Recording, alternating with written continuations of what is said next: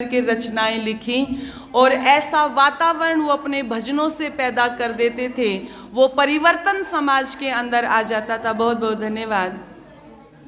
बहुत बहुत अरे माता जी, मैं आपसे छोटी हूँ, मुझे मैं कोई बात नहीं, देवी हो। बहुत बहुत धन्यवाद। जब ये सारी की सारी व्यवस्था समाज के अंदर आएंगी तो निश्चित रूप से फिर हमें समस्याओं के समाधान मिलेंगे, निश्चित रूप से फिर हमें परिवर्तन दिखाई देंगे।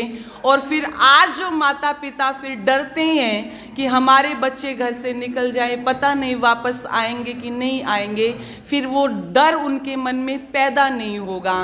मुझे एक घटना याद आती है कि जिन क्रांतिकारियों ने अपने प्राणों को बलिदान कर दिया, अपने गरम गरम लहू को इस देश के लिए कुर्बान कर दिया, जब हम उनके जीवन को पढ़ते हैं तो ये लगता है कि उतना कितना त्याग उनके जीवन में रहा। लेकिन आज उनके बलिदानों को भूल कर के कितने ही युवा हैं जिनको याद होगा कि जो क्रांतिकारी उनके जन्म दिवस कब मनाए जाते हैं। क्या उनके जन्मदिन हम एक एक हफ्ता पहले शुरू करते हैं, सेलिब्रेट करते हैं, जैसे आज ये बेहुदापन आज हम अपने समाज के अंदर देख रहे हैं? नहीं करते। करतार सिंह सराभा के जीवन की घटना आती है कि करतार सिंह सराभा जब देश की आज़ादी के लिए अपने आप को आहुत करने के लिए चले तो उनके पास में इतना धन नहीं था, उनके पास में अस्त्र नहीं थे, शस्त्र नहीं थे। तब उन्होंने एक मीटिंग बैठा करके ये निर्णय लिया कि इस अंग्रेजी शासन से लड़ने के लिए, अस्त्र खरीदने के लिए हमें किसी जगह पर चोरी करनी पड़ेगी, डाका डालना पड़ेगा। और कहते हैं करतार सिंह सराभा अपनी पूरी टीम के साथ में एक घर के अंदर चोरी करने के लिए चले गए। उस घर के अंदर एक जवान लड़की थी, उनके ही टीम के अंदर से किसी लड़के ने उस लड़की को कुछ गलत कह दिया। और ये बात जब करतार सिंह सराभा तक पहुंची तो करतार सिंह सराभा उस लड़के को लेकर के और उस माता जी के सामने पेश करके कहते हैं, उसके कनपटी पर बंदूक रख करके कहते हैं, या तो सबके सामने इसको अपनी बहन स्वीकार कर और माता जी से माफी मांग, नहीं तो तेरा सर होगा और मेरे बंदूक की गोली होगी, बच नहीं पाएगा। वहां पर उन्होंने उस बहन से माफी मांगी और बहन स्वीकार किया। तब वहां पर उस माता जी ने एक बात पूछी, बेटे तुम इतने चरित्र के धनी, तुम चाहते तो मेरी बेटी के साथ में कुछ भी गलत कर सकते थे, हम क्या कर सकते थे, तुम इतने लोग हो, कोई भी दुर्व्यवहार, कोई भी चरित्रहीनता दिखा सकते थे, लेकिन बेटा इतना अच्छा जीवन होते हुए, इतने चरित्र के धनी होते हुए इतना तुच्छ काम क्यों कर रहे हो कि आप हमारे घर में डाका डालने के लिए आ गए? तब करतार सिंह सराभा ने वो पूरी घटना बताई कि हम देश की आज़ादी के लिए आए हैं, हम अस्त्र खरीदने के लिए हमने ये चोरी की है, हमने अपने निजी स्वार्थ के लिए नहीं की। तो कहते हैं उस माता जी ने कहा कि मैं अपनी बेटी की शादी के लिए कुछ पैसे इकट्ठे कर रही थी, इसकी शादी करनी है। करतार सिंह सराभा ने जो भी धन एकत्रित किया था वो माता जी के सामने रख दिया कि माता जी आपको जितनी भी आवश्यकता हो वो धन आप इसमें से ले लीजिए और अपनी बेटी की शादी में इसको प्रयोग कीजिएगा। माता जी ने उसमें से थोड़े से पैसे लिए और बाकी के सारे करतार सिंह सराभा को वापस दे दिए कि ये देश की रक्षा के लिए तुम्हें चाहिए, मैं तुम्हें ये पैसे देती हूँ। कभी इस देश के अंदर युवाओं का ऐसा चरित्र होता था, आज हमें वो चरित्र दिखाई नहीं देता। जब लड़की जाती है तो फब्तियां कसी जाती है, कमेंट पास किए जाते हैं। मैं ये बिल्कुल नहीं कहूंगी कि सारा का सारा दोष लड़कों का है, यहाँ पर दोनों उतने ही भागी हैं, जितनी लड़कियां हैं उतने ही लड़के हैं। यदि कमी है तो वो कमी है संस्कारों की, यदि कमी है तो वो कमी है विचारों की, यदि कमी है तो वो कमी है हमारी शिक्षा की। ऐसा नहीं हो सकता कि हम संस्कार दें, विचार दें, अच्छी शिक्षा दें तो उसका जीवन परिवर्तन ना हो सके। राम प्रसाद बिस्मिल के जीवन में ऐसी कौन सी बुराइयां नहीं थी, मैं आपसे पूछना चाहती हूँ। आर्य समाज के संपर्क में आए, आचार्य सोमदेव जी के संपर्क में आए, तो वही राम प्रसाद बिस्मिल जो इश्क की शायरियां लिखा करते थे, उनकी लेखनी चली तो वो देश के लिए चली कि सरफरोशी की तमन्ना अब हमारे दिल में है, देखना है जोर कितना बाजुए कातिल में है। यदि राम प्रसाद बिस्मिल बदल सकता है आचार से, विचार से, संस्कार से, शिक्षा से, सत्संग से, तो ऐसा नहीं हो सकता कि वर्तमान समय की युवा पीढ़ी ना बदले। वो बदल सकती है। हम उनको अपने संस्कार तो दें, हम उनको अपनी संस्कृति से अवगत तो कराएं, हम शिक्षा उनको ऐसी दें। यदि स्कूल के अंदर नहीं दी जा रही तो इन आर्य समाज के सत्संग में हम लेकर के आए, कुछ नहीं बिगड़ेगा। जो ये कहते हैं ना हमारे बच्चों की पढ़ाई डिस्टर्ब हो रही है, हमारे तो बच्चों की पढ़ाई में जी दखल पड़ता है, हम तो नहीं ला सकते सत्संग में। फिर जब वही बड़े होकर के माता पिता को घर से निकाल देते हैं, फिर कहते हैं जी यदि बच्चों को हम थोड़े संस्कार दे देते तो आज हमें ये दिन ना देखने पड़ते।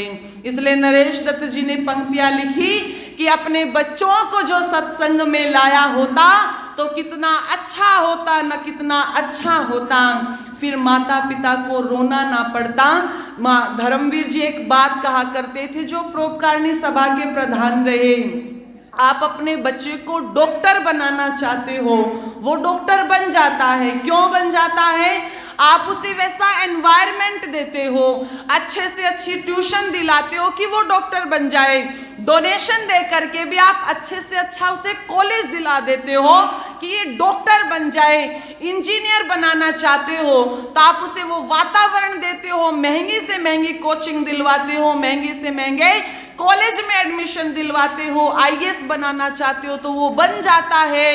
तो वो कहते हैं यदि आपके बनाने से डॉक्टर, इंजीनियर, प्रोफेसर, आईएएस सब कुछ बन सकता है, तो ऐसा नहीं हो सकता कि एक माता पिता अपने बच्चे को मनुर्भव मनुष्य बनो की शिक्षा दे तो वो मनुष्य ना बने।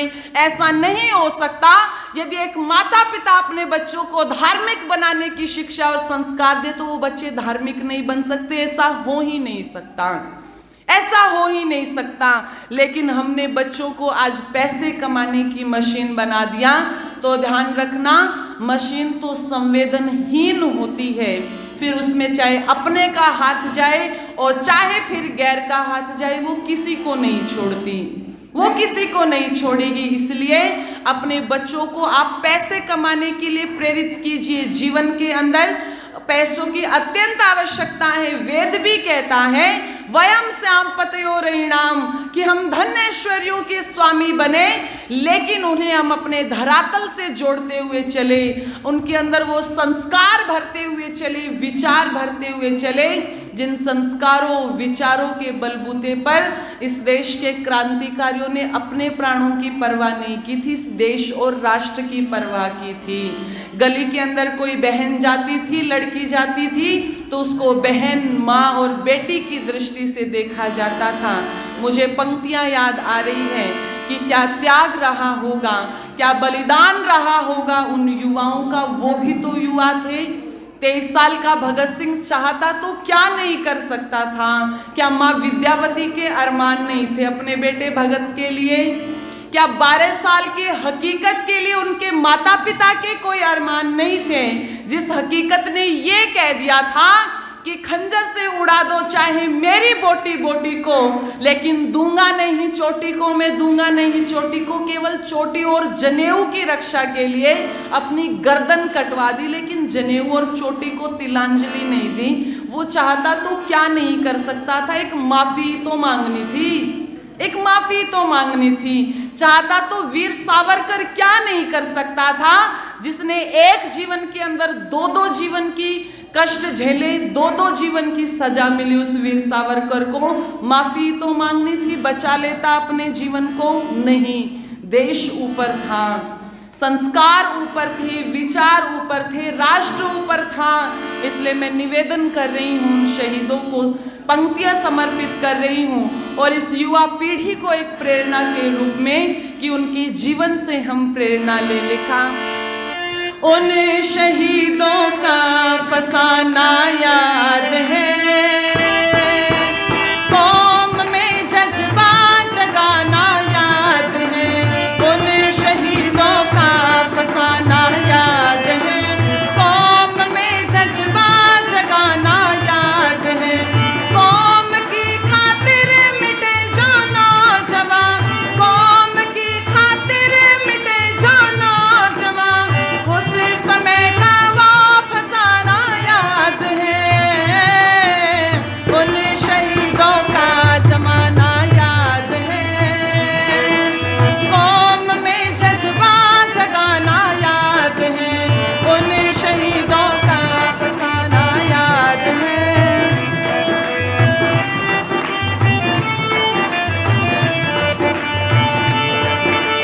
ताज के तख्तों पे बैठे बेफिक्र, उन शहीदों ने दिए अपने किसर। हाँ, ताज के तख्तों पे बैठे बेफिक्र, उन शहीदों ने दिए अपने किसर। उस भगत का मुस्कुराना याद है। उस भगत का मुस्कुराना याद है। कौम में जज्बा जगाना याद है। कौम की खातिर मिटे जो नौजवान, उस समय का वो फसाना याद है। उन शहीदों का जमाना याद है। कौम में जज्बा जगाना याद है। उन शहीदों का जमाना याद है।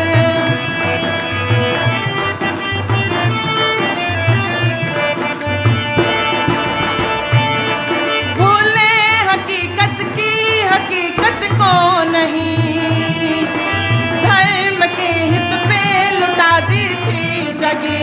हाँ, भूले हकीकत की हकीकत को नहीं, धर्म के हित पे लुटा दी थी जगी।